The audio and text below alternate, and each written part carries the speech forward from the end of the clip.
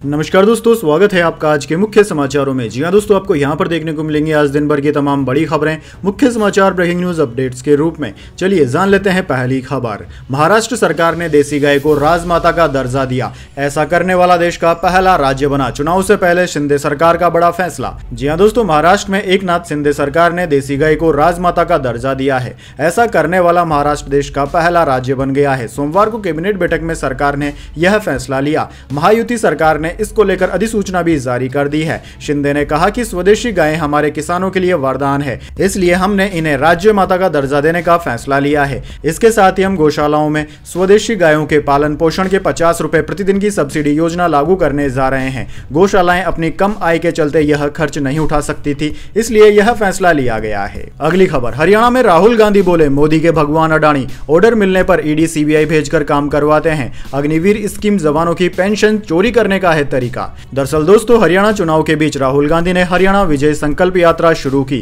सोमवार 30 सितंबर को पहले दिन यह यात्रा नारायणगढ़ से थानेसर तक आई। यहां जनसभा में राहुल गांधी ने कहा कि मोदी जी के भगवान अडानी हैं, वे ऑर्डर देते हैं, मोदी जी ईडी और सीबीआई भेजकर काम करवा देते हैं। कांग्रेस नेता ने कहा कि हमें ऐसा हिंदुस्तान नहीं चाहिए जहां 25 लाख ऐश करें, हजारों करोड़ की शादी मनाएं और किसान मजदूर भूखा मरे। मोदी जी नफरत बांट रहे हैं, हिंदू मुसलमान को बांटने की बात करते हैं। चक्रव्यूह का आकार कमल यानी कि बीजेपी का चुनाव चिन्ह जैसा है, जिसमें फंसाकर अभिमन्यु को मारा गया था। राहुल गांधी ने कहा कि अग्निवीर स्कीम अडानी के हथियार सेना को बेचने के लिए लाई गई थी। ये स्कीम जवानों की पेंशन चोरी करने का तरीका है। अगली खबर, दिल्ली की सीएम आतिशी और केजरीवाल को मानहानि मामले में सुप्रीम कोर्ट से मिली राहत, निचली अदालत की कार्रवाई पर रोक। जी हां दोस्तों, आम आदमी पार्टी के नेता अरविंद केजरीवाल और दिल्ली की सीएम आतिशी को सुप्रीम कोर्ट से बड़ी राहत मिली है। दरअसल दोस्तों, सुप्रीम कोर्ट ने मानहानि के मामले में निचली अदालत की कार्रवाई पर रोक लगा दी है। सुप्रीम कोर्ट ने शिकायतकर्ता बीजेपी नेता राजीव बब्बर को नोटिस जारी किया है। दरअसल दोस्तों, अग्रवाल समाज का नाम वोटिंग लिस्ट से काटने वाले बयान से जुड़े मानहानि के मामले में केजरीवाल और आतिशी ने दिल्ली हाईकोर्ट के फैसले को सुप्रीम कोर्ट में चुनौती दी थी। चलिए जान लेते हैं अगली खबर। अब ईडी के शिकंजे में कर्नाटक सीएम सिद्धारमैया, मुडा स्कैम में पीएमएलए के तहत हो गई एफआईआर। जी हां दोस्तों, कर्नाटक के बहुचर्चित मैसूरी शहर विकास प्राधिकरण मुंडा में हुए घोटाले को लेकर मुख्यमंत्री सिद्धारमैया की मुश्किलें लगातार बढ़ती जा रही है। उनके खिलाफ परिवर्तन निर्देशालय यानी कि ईडी ने पीएमएलए के तहत मामला दर्ज कर लिया है। पिछले हफ्ते कर्नाटक लोकायुक्त ने कर्नाटक और सीएम और अन्य के खिलाफ धोखाधड़ी और अन्य धाराओं में मामला दर्ज किया था। विशेष अदालत ने भी मामला दर्ज करने का आदेश दिया था। दरअसल दोस्तों, आरोप है कि कर्नाटक के सीएम की पत्नी को 2011 में कथित तौर पर मैसूरी शहरी विकास प्राधिकरण की तरफ से तमाम नियमों को ताक पर रखकर 14 हाउसिंग साइट्स दी गई थी। अब जल्द ईडी मनी लॉन्ड्रिंग का केस दर्ज कर जांच कर सकती है। अगली अपडेट, स्मृति ईरानी का राहुल गांधी को चैलेंज, कहा हिम्मत है तो शैलजा को सीएम कैंडिडेट घोषित करो, हाथ मिलाने से दिल मिले तो हुड्डा भी सपोर्ट करेंगे। जी दोस्तों, भाजपा की वरिष्ठ नेता एवं पूर्व केंद्रीय महिला एवं बाल विकास मंत्री स्मृति ईरानी सोमवार को हरियाणा के रोहतक पहुंची। इस दौरान पत्रकारों से बात करते हुए उन्होंने कांग्रेस के वरिष्ठ नेता राहुल गांधी को चुनौती दी। उन्होंने कहा कि राहुल गांधी को अगर दलितों की इतनी ही चिंता है तो कुमारी शैलजा को सीएम कैंडिडेट घोषित करे। भूपेंद्र हुड्डा से जब हाथ मिल गया है तो दिल भी मिल गया होगा, फिर तो हुड्डा भी सपोर्ट करेंगे। चलिए जान लेते हैं अगली खबर। दिल्ली में कई जगहों पर बीएनएस की धारा 163 लागू, 5 अक्टूबर तक रहेंगी यह पाबंदियां। जी हां दोस्तों, दिल्ली में कई जगहों पर अगले 6 दिन के लिए बीएनएस की धारा 163 को लागू कर दिया गया है। नई दिल्ली, सेंट्रल दिल्ली, नॉर्थ दिल्ली के अलावा दिल्ली के सभी बॉर्डर्स पर यह धारा लागू कर दी गई है। दरअसल दोस्तों, 30 सितंबर से 5 तक इन जगहों पर धरना प्रदर्शन पर पाबंदी रहेगी और कोई किसी तरह का हथियार लेकर नहीं आएगा। दिल्ली पुलिस कमिश्नर ने इसको लेकर आदेश दिया है। दरअसल दोस्तों, दिल्ली पुलिस को वक्फ बोर्ड अमेंडमेंट बिल, ईदगाह मामला और 2 राज्यों में चुनाव के चलते गड़बड़ी फैलाने के इनपुट मिले हैं, जिसके बाद बीएनएस की धारा 163 को लागू किया गया है। इसके बाद अगली खबर, तिरुपति लड्डू विवाद, सुप्रीम कोर्ट ने कहा जांच चल रही है तो सीएम ने बयान क्यों दिया, कम से कम भगवान को तो राजनीति से दूर रखें।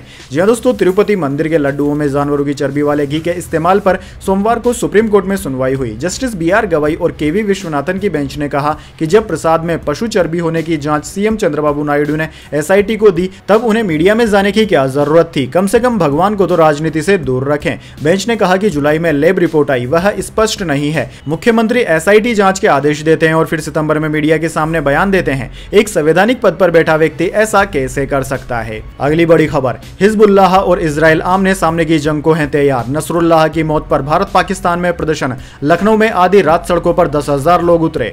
जी हां दोस्तों, हिजबुल्लाह चीफ की मौत के बाद पहली बार संगठन के डिप्टी चीफ नईम कासिम ने जनता को संबोधित किया। कासिम ने इजराइल पर जनसंहार के आरोप लगाए। उन्होंने कहा कि इजराइल अगर लेबनान में घुसपैठ करेगा तो हमारी फौज लड़ने को तैयार है। नसरुल्लाह की मौत से हमारे प्लान में कोई बदलाव नहीं आया है। वहीं इजराइल के रक्षा मंत्री योआव गैलेट ने सेना को तैयार रहने के लिए कहा है। टाइम्स ऑफ इजराइल के मुताबिक उन्होंने सैनिकों से कहा है कि हिजबुल्लाह के प्रमुख हसन नसरुल्लाह का खात्मा एक महत्वपूर्ण कदम है। हमारे पास जो क्षमताएं हैं हम आगे उनका पूरा इस्तेमाल करेंगे। अगली खबर, महबूबा मुफ्ती बोली हिटलर के बाद नेतन्याहू सबसे बड़े आतंकी। नसरुल्लाह को शहीद बता चुकी है। विरोध हुआ तो कहा बीजेपी उनके संघर्ष को नहीं जानती। जी हां दोस्तों, पीडीपी अध्यक्ष महबूबा मुफ्ती ने सोमवार को कहा कि इजराइल के प्रधानमंत्री बेंजामिन नेतन्याहू एडोल्फ हिटलर के बाद सबसे बड़े आतंकवादी हैं, क्योंकि यहूदी नेता ने फिलिस्तीन और लेबनान को गैस चैम्बर में बदल दिया है। महबूबा ने कहा कि इंटरनेशनल क्रिमिनल कोर्ट ने नेतन्याहू के खिलाफ फैसला सुनाया है। लेबनान पर हमले ने साबित कर दिया है कि वे अपराधी हैं। फिलिस्तीन के बाद अब लेबनान में भी वह हजारों की हत्या कर रहा है। इससे पहले महबूबा मुफ्ती ने इजरायली एयर स्ट्राइक में हिजबुल्लाह चीफ हसन नसरुल्लाह की हत्या की निंदा की थी और लेबनान फिलिस्तीन के समर्थन में एक दिन के लिए अपना चुनाव प्रचार भी कैंसिल कर दिया था। चलिए आगे बढ़ते हैं। वकील के या बोलने पर सीजीआई हुए नाराज, बोले यस कहिए, यह कोर्ट है, कॉफी शॉप नहीं। डांट सुनकर वकील मराठी बोलने लगा। जी दोस्तों, chief justice of India CGI D Y Chandrachud सोमवार को एक सुनवाई के दौरान वकील के अंग्रेजी में या कहने पर नाराज हो गए। उन्होंने वकील को डांटते हुए कहा कि यह कोई कॉफी शॉप नहीं है, ये क्या है या मुझे इससे बहुत एलर्जी है, इसकी परमिशन नहीं दी जाएगी, आप यस बोलिए। डांट सुनने के बाद वकील ने बताया कि वह पुणे का रहने वाला है। वह मराठी में दलीलें देने लगा। इस पर सीजीआई ने भी मराठी में ही उसे समझाने की कोशिश की। दरअसल दोस्तों, याचिका पूर्व सीजीआई रंजन गोगोई के खिलाफ इन हाउस जांच की मांग को लेकर लगाई गई थी। सीजीआई डीवाई चंद्रचूड़ ने वकील से केस के पूर्व सीजीआई का नाम हटाने का निर्देश दिया है। चलिए जान लेते हैं अगली खबर। Kolkata rape murder case, Bengal सरकार बोली डॉक्टर्स काम नहीं कर रहे। सुप्रीम कोर्ट में डॉक्टर्स ने जवाब दिया, सभी इमरजेंसी और जरूरी सेवाएं चल रही है। जी हां दोस्तों, कोलकाता में 8-9 अगस्त को ट्रेनी डॉक्टर से दुष्कर्म और हत्या मामले को लेकर सुप्रीम कोर्ट में सुनवाई हुई। बंगाल सरकार ने कहा कि रेजिडेंट डॉक्टर्स इन पेशेंट डिपार्टमेंट और आउट पेशेंट डिपार्टमेंट में काम नहीं कर रहे हैं। इसके जवाब में डॉक्टर्स के वकील ने कहा कि सभी इमरजेंसी और जरूरी सेवाओं में डॉक्टर काम कर रहे हैं। सुनवाई की शुरुआत में पीड़ित के वकील ने कहा कि सोशल मीडिया पर पीड़ित की तस्वीरें और नाम उजागर करने वाले पोस्ट अब तक मौजूद हैं। इसे लेकर सीजीआई डीवाई चंद्रचूड़ ने कहा कि हमने पिछली सुनवाई में कहा था कि कोई भी पीड़ित का नाम और फोटो नहीं प्रकाशित कर सकता। अब यह कानूनी संस्थाओं का काम है कि वे इस ऑर्डर को लागू करवाएं। चलिए जान लेते हैं अगली खबर। देश का मानसून ट्रेकर, बिहार के दरभंगा में कोसी पर बना बांध टूटा, 1 लाख लोग हुए प्रभावित। राजस्थान से मानसून की वापसी। जी हां दोस्तों, नेपाल में हुई भारी बारिश की वजह से बिहार के 12 जिलों में बाढ़ का खतरा है। दरभंगा में सोमवार देर रात कोसी नदी का बांध टूट गया। इससे 1 लाख लोग प्रभावित हो गए हैं। इसके अलावा सीतामढ़ी, शिवहर, बगहा जिले में भी बागमती नदी के 6 तटबंध टूटे हैं। प्रशासन ने पश्चिमी चंपारण जिले में 8 प्रखंडों के 58 स्कूलों को 2 अक्टूबर तक के लिए बंद कर दिया है। उधर दोस्तों, राजस्थान में रविवार को झालावाड़, बारां, राजसमंद, सिरोही, उदयपुर के कई हिस्सों में बारिश हुई। प्रदेश में तापमान भी 2 से 3 डिग्री सेल्सियस तक गिर गया है। वहीं दोस्तों, भारतीय मौसम विज्ञान विभाग ने अगले 24 घंटे के दौरान 13 राज्यों में भारी बारिश का अलर्ट जारी किया है। इन 13 राज्यों में तमिलनाडु, कर्नाटक, लक्षद्वीप, हिमाचल प्रदेश, पंजाब, हरियाणा, दिल्ली, राजस्थान, उत्तर प्रदेश, उत्तराखंड, गोवा, महाराष्ट्र और गुजरात शामिल हैं। इसके बाद जान लेते हैं अगली खबर। अमेरिका की सीरिया में 2 ठिकानों पर एयर स्ट्राइक, अलकायदा और आईएसआईएस के 37 आतंकी मारे गए। अलकायदा ग्रुप का टॉप लीडर भी मारा गया। जी हां दोस्तों, अमेरिका ने सीरिया में आईएसआईएस और अलकायदा से जुड़े आतंकवादी ग्रुप्स के ठिकानों पर हमला किया। इसमें 37 आतंकी मारे गए हैं। अमेरिकी सेना ने रविवार को कहा कि उन्होंने सीरिया में 2 अलग-अलग दिन ऑपरेशन को अंजाम दिया। यूएस सेंट्रल कमांड के मुताबिक 16 सितंबर को मध्य सीरिया में आईएसआईएस के ट्रेनिंग सेंटर पर एयर स्ट्राइक की गई थी। इसमें 28 आतंकी मारे गए हैं। इसके बाद अमेरिकी सेना ने 24 सितंबर को उत्तरी पश्चिमी सीरिया में हमला किया, जिसमें अलकायदा ग्रुप के 9 आतंकी मारे गए। चलिए दोस्तों, जान लेते हैं इसके बाद अगली बड़ी खबर। भारत पे ने अश्नीर ग्रोवर के साथ समझौता किया, दोनों पक्षों ने केस वापस लिया। 2022 में विवादों के बाद छोड़नी पड़ी थी कंपनी। जी हां दोस्तों, फिनटेक कंपनी भारत पे ने अपने पूर्व को फाउंडर अश्नीर ग्रोवर के साथ विवादों पर शर्तों के साथ समझौता कर लिया है। शर्तों के तहत ग्रोवर कंपनी में किसी भी तरह से जुड़े नहीं रहेंगे और न ही उसकी शेयर होल्डिंग का पार्ट होंगे। भारत पे ने सोमवार को एक ऑफिशियल बयान में कहा कि ग्रोवर के कुछ शेयर कंपनी के बेनिफिट के लिए रेसिलिएंट ग्रोथ ट्रस्ट को ट्रांसफर किए जाएंगे और उनके बाकी बचे शेयर को उनकी फैमिली ट्रस्ट मैनेज करेगी। चलिए दोस्तों जान लेते हैं अगली खबर। 18 विकेट और 437 रन, चौथे दिन कानपुर में दिखा जबरदस्त एक्शन। भारत बांग्लादेश दूसरा टेस्ट मैच रोमांचक मोड़ पर आया। जी हां दोस्तों, भारत और बांग्लादेश के बीच दूसरे टेस्ट मैच में चौथे दिन का खेल समाप्त होने तक बांग्लादेश ने 2 विकेट गंवाकर 26 रन बना लिए। दूसरा और तीसरा दिन पूरी तरह बारिश की भेंट चढ़ने के बाद बांग्लादेश ने 107 रन से अपनी पारी को आगे बढ़ाया था। चौथे दिन के खेल में कुल 18 विकेट गिरे और दिन में कुल 437 रन बने। दूसरी पारी में बांग्लादेश के लिए शादमान इस्लाम ने 7 रन और पहली पारी के शतकवीर मोमिनुल उल हक अब तक दूसरी पारी में अपना खाता नहीं खोल पाए हैं। चलिए दोस्तों जान लेते हैं अगली खबर। अयोध्या रेप केस, मोइन खान के ड्राइवर राजू खान का डीएनए हुआ मैच, कोर्ट में पेश की गई रिपोर्ट।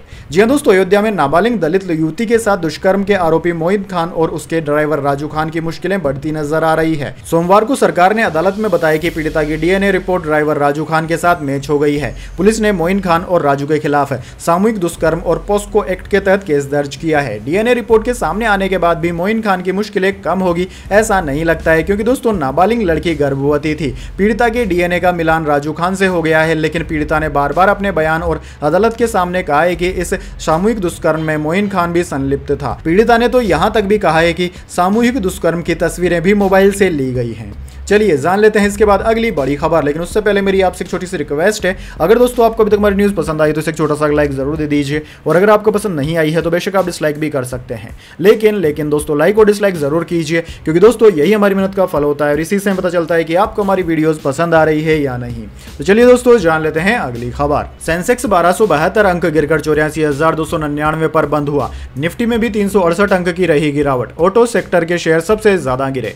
जी दोस्तों, महीने के आखिरी कारोबारी दिन यानी कि 30 सितंबर को सेंसेक्स 1272 अंकों की गिरावट के साथ 84,299 के स्तर पर बंद हुआ। निफ्टी में भी 368 अंकों की गिरावट रही। यह 25,810 के स्तर पर बंद हुआ। वहीं दोस्तों सेंसेक्स के 30 शेयरों में से 25 में गिरावट और महज 5 में आज तेजी देखी गई। निफ्टी 50 के 50 शेयरों में से 41 में गिरावट और महज 9 में तेजी रही। एनएसई के ऑटो सेक्टर में आज सबसे ज्यादा बिकवाली रही। बात करें निफ्टी 50 के टॉप गेनर और टॉप लूजर स्टॉक्स की, तो दोस्तों आज के मार्केट में निफ्टी 50 के टॉप गेनर्स में जेएसडब्ल्यू स्टील, एनटीपीसी और हिंडाल्को रहे, जबकि निफ्टी 50 के टॉप लूजर्स में हीरो मोटोकॉर्प, एक्सिस बैंक और ट्रेंड रहे।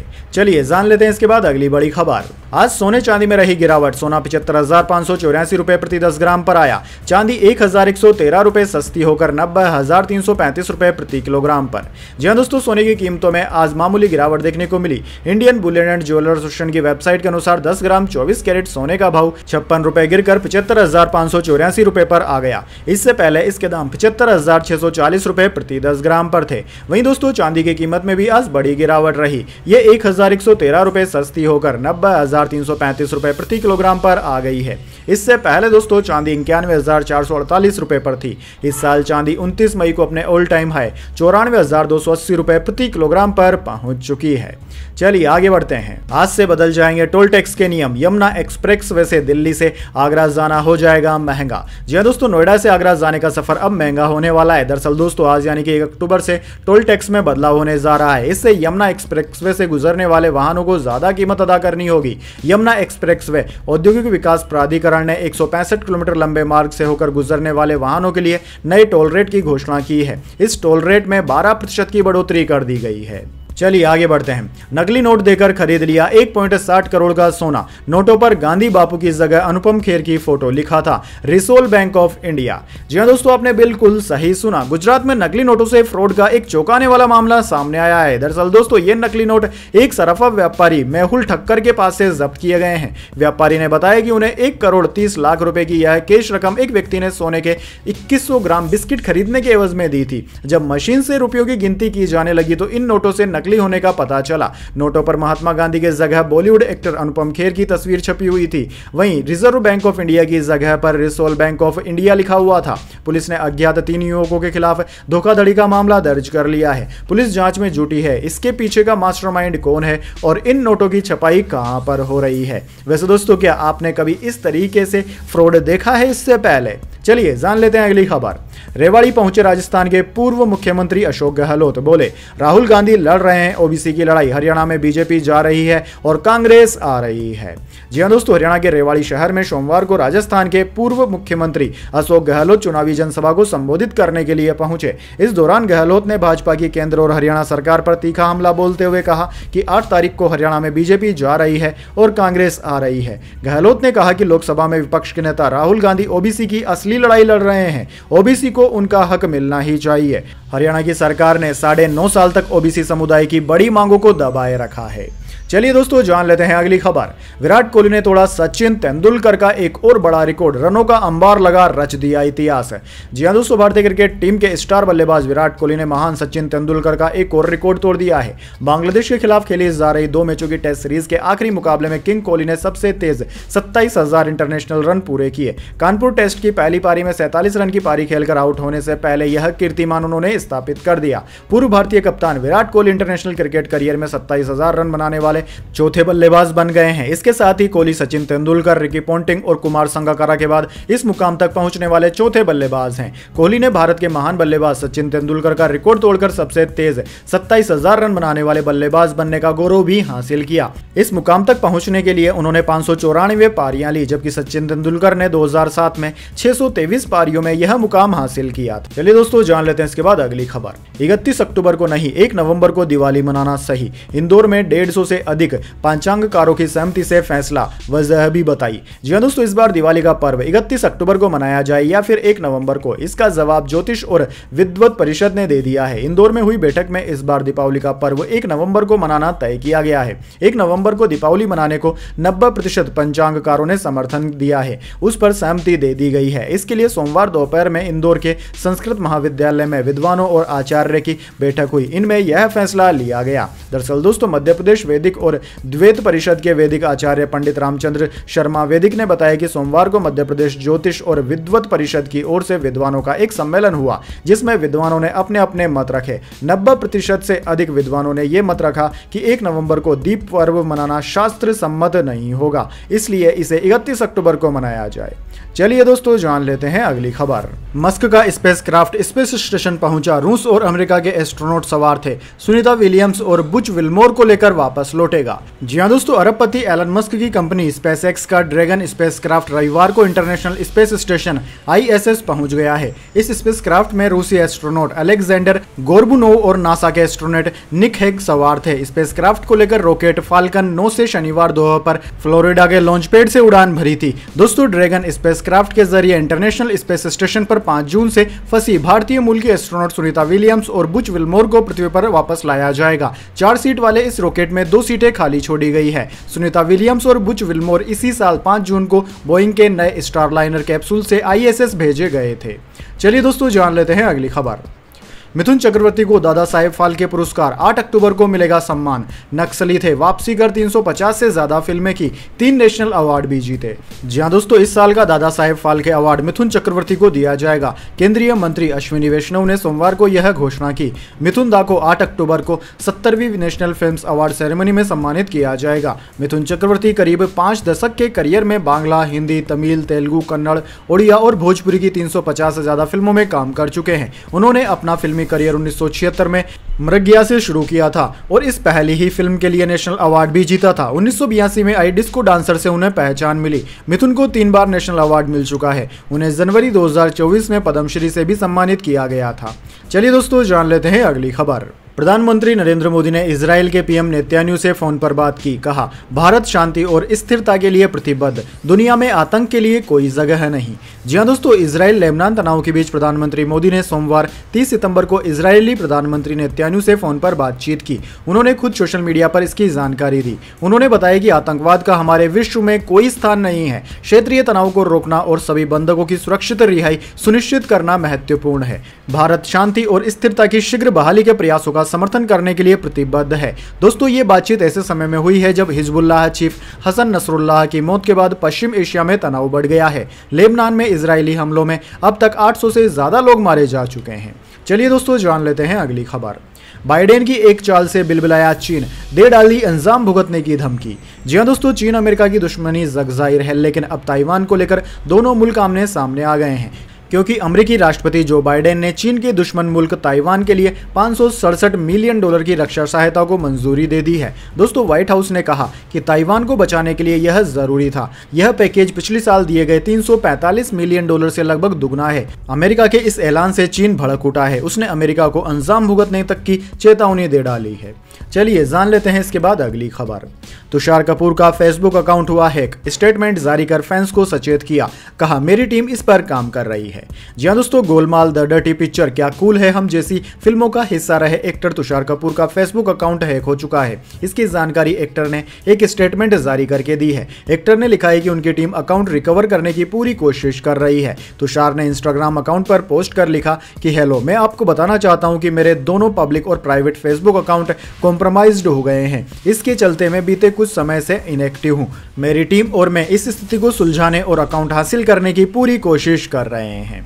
तो दोस्तों, यह थी आज की तमाम बड़ी खबरें। इसके बाद दोस्तों बारी आती है आज के माइंड क्यूज क्वेश्चन की। जी हां दोस्तों, एक आसान से सवाल का जवाब देकर आप जीत सकते हैं एक सरप्राइज गिफ्ट हमारे यूट्यूब चैनल की ओर से। तो दोस्तों, आज का सवाल आपकी स्क्रीन पर आ चुका है। भारतीय झंडे में स्थित अशोक चक्र में कितनी तीलियां होती है? जी हां दोस्तों, अगर आप जानते हैं कि अशोक चक्र में कितनी तीलियां होती हैं तो जल्दी से उनकी संख्या कमेंट बॉक्स में लिख दीजिए। अगर दोस्तों आपका जवाब होता है एकदम सही और आप चुन लिए जाते हैं लकी विजेता के रूप में, तो आपको मिल सकता है एक सरप्राइज गिफ्ट हमारे यूट्यूब चैनल की ओर से। तो दोस्तों जल्दी से अपना उत्तर कमेंट बॉक्स में लिख दीजिए, वीडियो को लाइक कर लीजिए और चैनल को सब्सक्राइब करके बेल आइकन भी दबा लीजिए। धन्यवाद। वंदे मातरम। जय हिंद, जय भारत।